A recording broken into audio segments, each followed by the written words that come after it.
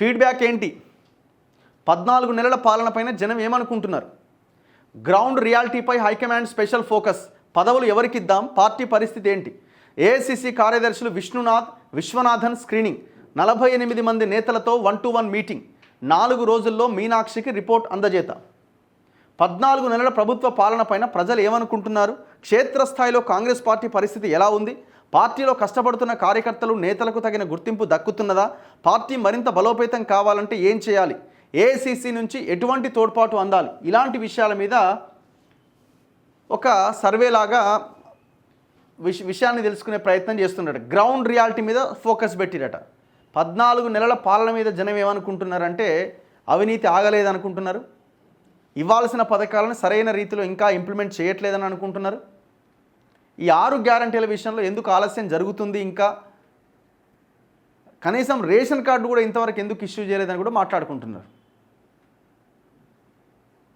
అన్నింటికి మించి మీరు రుణమాఫీ చేసినా మీకు ఎందుకు పాజిటివ్ ఇది రాలే? ఒక్క రేషన్ కార్డు ప్రామాణికంగా పెట్టడం వల్ల చాలామంది రుణమాఫీకి అనర్హులుగా నిర్ణయించబడ్డారు. అది ఒక్కటి తీసేసి ఇంకెంతో కొంత అయితే దానికి కూడా యాడ్ చేసి అందరూ సంతోషపడేవాళ్ళు కదా. వడ్లకు సన్న బియ్యానికి 500 రూపాయలు, సన్న వడ్లకు 500 రూపాయల బోనస్ అన్నారు. అది కూడా పూర్తి స్థాయిలో ఇంకా డబ్బులు రాలే. సరే, ఒకవేళ ఫైనాన్షియల్ క్రైసిస్ ఉంటే ఉండొచ్చు, కానీ ప్రజలకు అది క్లారిటీ ఇవ్వాలి కదా. ఈ పరిస్థితిలో ఉన్నాం అని చెప్పడంతో పాటు మీరు దుబారా ఖర్చు పెట్టకుండా కూడా ప్రజలకు క్లారిటీ రావాలా. రకరకాల యాడ్స్ ఇస్తున్నారు, చేయాల్సిన పనులన్నీ చేస్తున్నారు. స్కూళ్ళని హాస్పిటల్ని వదిలేసి ఫ్యూచర్ సిటీ అంటున్నారు. ఉన్న సిటీలోనే ఈ మౌలిక వసతులు దిక్కులేదు. ఒకసారి ఒక పోల్ పెడదాం. ఏడి ఇక్కడ కూర్చోమ్మన్.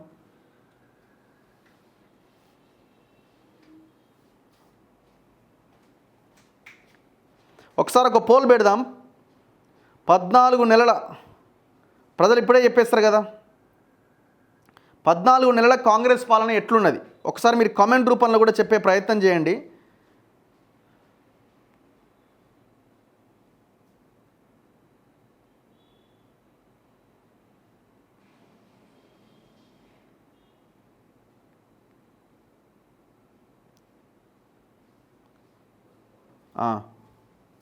బాగుంది, పర్వాలేదు,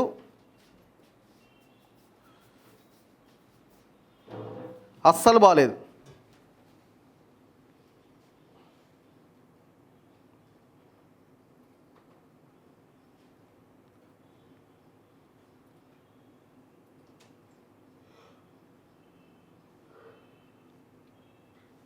గ్రూప్లో వేసినాను చూడు. ఒకసారి ఈ పోల్కి రెస్పాండ్ అవ్వండి అండ్ పబ్లిక్ ఒపీనియన్ మీ అభిప్రాయం ఏంటో కమెంట్ రూపంలో చెప్పే ప్రయత్నం చేయండి. ఆకలితో ఉన్నది, వెరీ గుడ్, ఏమీ లేదు, అస్సలు బాగాలేదు, కాంగ్రెస్ బాగా లేదు, మంచిగా లేదు, not good, very good, waste అన్న, వరస్ట్ వరస్ట్ వరస్ట్. పుట్టా చంద్రశేఖర్, మల్లేశం బాగుంది అంటున్నాడు. యతిన్ రెడ్డి బాగా లేదు అంటున్నాడు. మంచికంట్ల శ్రవణ్ అట్లనే ఉంది, ఏం డెవలప్మెంట్ లేదు. శంకర్ 14 నెలల కాంగ్రెస్ పాలన అష్టదరిద్రంగా ఉంది శంకర్ అంటున్నాడు. కేబీ దొంగలను అరెస్ట్ చేయాలంటున్నాడు. బాలేదు, కొత్త జాబ్ నోటిఫికేషన్స్ ఏమీ లేవు కార్తీక్ అంటున్నాడు. అండ్ వేస్ట్, వేరే పార్టీ రావాలి, బాలేదు, వర్స్ట్. ఒకసారి పోల్కి రెస్పాండ్ అవ్వండి. 14 నెలల కాంగ్రెస్ పాలన ఎట్లా ఉన్నది? ఎందుకంటే దాని మీద కాంగ్రెస్ హైకమాండ్ ప్రధానంగా ఫోకస్ పెట్టిందట. ఫస్ట్ మీ ఆలోచన విధానంలో మార్పు రావాలి. ఎవరు?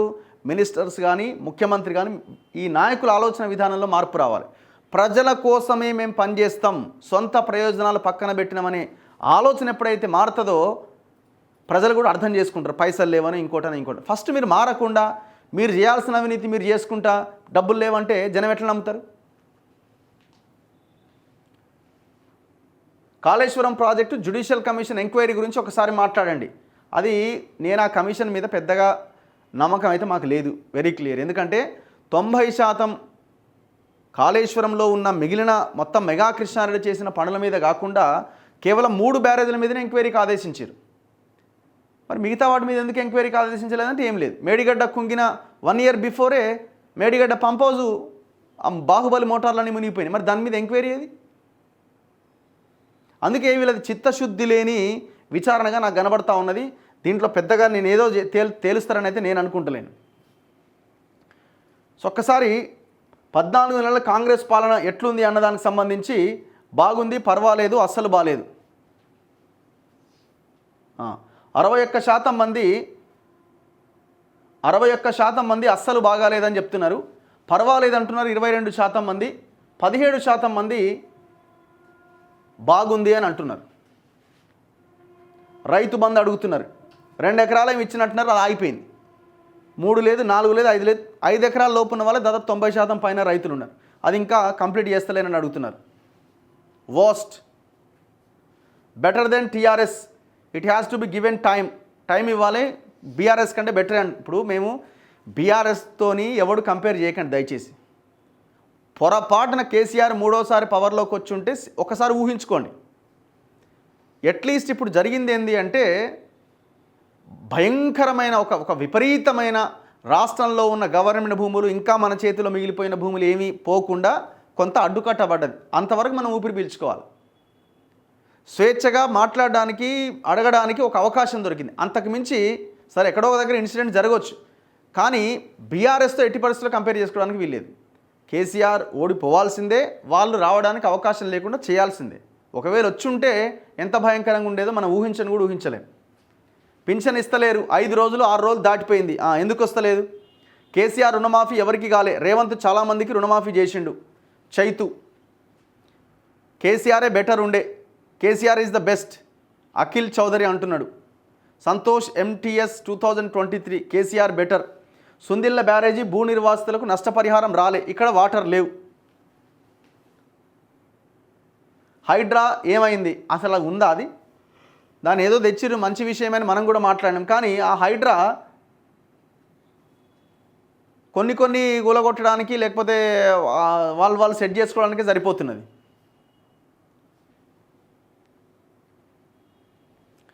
అసలు పనులు పక్కన పెట్టి వసూలు పనుల పైన పడ్డారట, అందుకే ఫెయిల్ అయిందట మహేష్ అంటున్నాడు.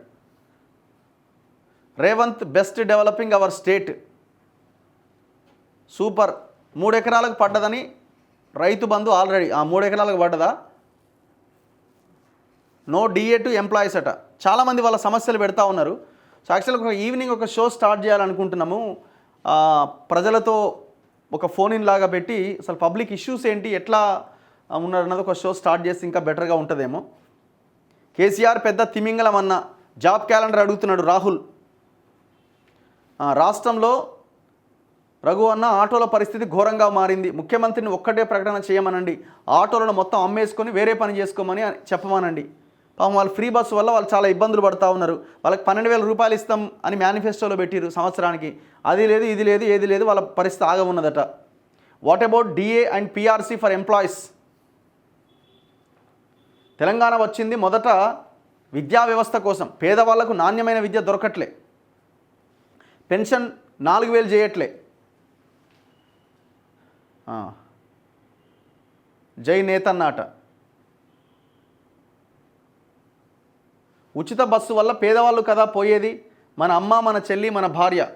అది మంచిదే సరే కావచ్చు, కానీ దానికి కూడా కొన్ని కండిషన్స్ పెట్టాల్సి ఉండే. ఆ పేదవాళ్ళకే ఇంప్లిమెంట్ చేయడానికి ప్రయత్నం చేయాలి. అందరికీ ఫ్రీ బస్సు పెట్టేసి బస్సుల సంఖ్యను పెంచకుండా.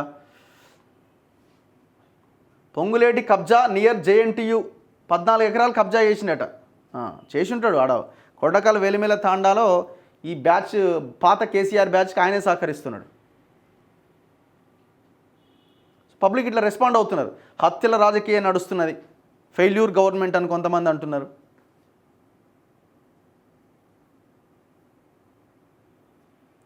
సో ఓవరాల్గా మనకు ఒక 700 మంది ఇక్కడ ఓటింగ్లో పాల్గొంటే 59% మంది ఇప్పుడున్న వరకు అస్సలు బాగాలేదంటున్నారు, పర్వాలేదు అంటున్నారు 24% మంది, బాగుంది అంటున్నారు 17% మంది. అంటే 24 ఒక 20 ఒక 40% మంది 41% మంది బాగుంది పర్వాలేదు అంటున్నారు. అస్సలు బాగాలేదని 58% మంది చెప్తున్నారు.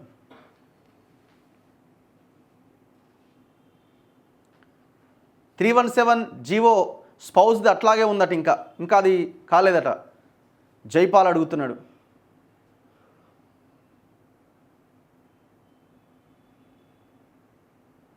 కాంగ్రెస్ కార్యకర్తలకి ఎక్కువగా ప్రాధాన్యత ఇవ్వట్లేదట, అసలు వాళ్ళని పట్టించుకున్న పాపానే పోతలేరు కదా.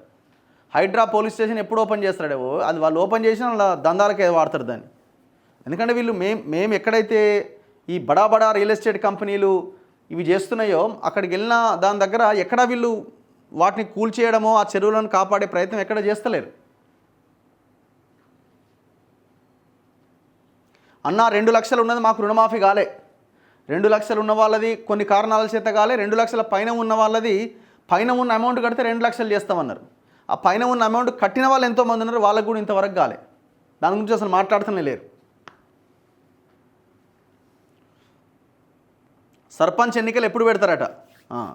ఇక రైతు బంధు ఒకటి ఇచ్చేసి ఇందిరమ్మ ఇండ్లు అక్కడక్కడ ఇచ్చేసి రేషన్ కార్డులు ఇష్యూ చేసిన తర్వాత వాళ్ళు వెళ్ళే అవకాశం ఉంది. ఎందుకంటే ఒకవేళ అవేమి చేయకుండా వెళ్తే ఓట్లు పడవు, వాళ్ళకి తెలుసు అది. సో అందుకే ఆ కార్యక్రమంలో వాళ్ళు ఉన్నారు. మంత్రుల మధ్య కోఆర్డినేషన్ లేదు, మంత్రుల మధ్య లేదు, ముఖ్యమంత్రికి మంత్రుల మధ్య కూడా లేదు. ఏ మంత్రికి ఆ మంత్రి, పొంగులేడిది ఒక లెక్క, బట్టిది ఒక లెక్క, ఉత్తమ్ది ఒక లెక్క, వెంకటరెడ్డిది ఒక లెక్క, పొన్నంది ఒక లెక్క, ముఖ్యమంత్రిది ఇంకో లెక్క. ఇట్లనే ఉంటుంది. లేదు కాంగ్రెస్లో ఇట్లనే ఉంటుంది. నో న్యూ డిఫరెన్స్ ఏం కనబడతలేదట. పేదవాళ్ళకు కాదు, వికలాంగులకు, విద్యార్థులకు ఫ్రీ బస్ ఇస్తే సరిపోతుంది. సో పేదవాళ్ళకు కూడా ఇవ్వాలి, వాళ్ళకు కూడా ఇవ్వాల్సిందే. దీపావళి బాంబులు ఇంకా వేలలేదట. పొంగులేటి అన్నాడు కదా దీపావళికి బాంబు వెళ్తుందని. ఏ బాంబు లేదు, వాళ్ళ దాంట్లోనే వెళ్తున్నాయి బాంబులు.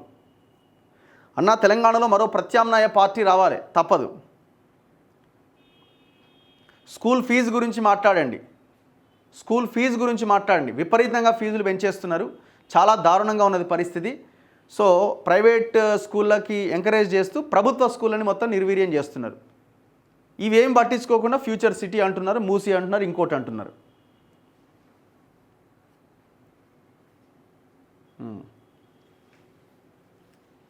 చాలా ఇది ఓవరాల్గా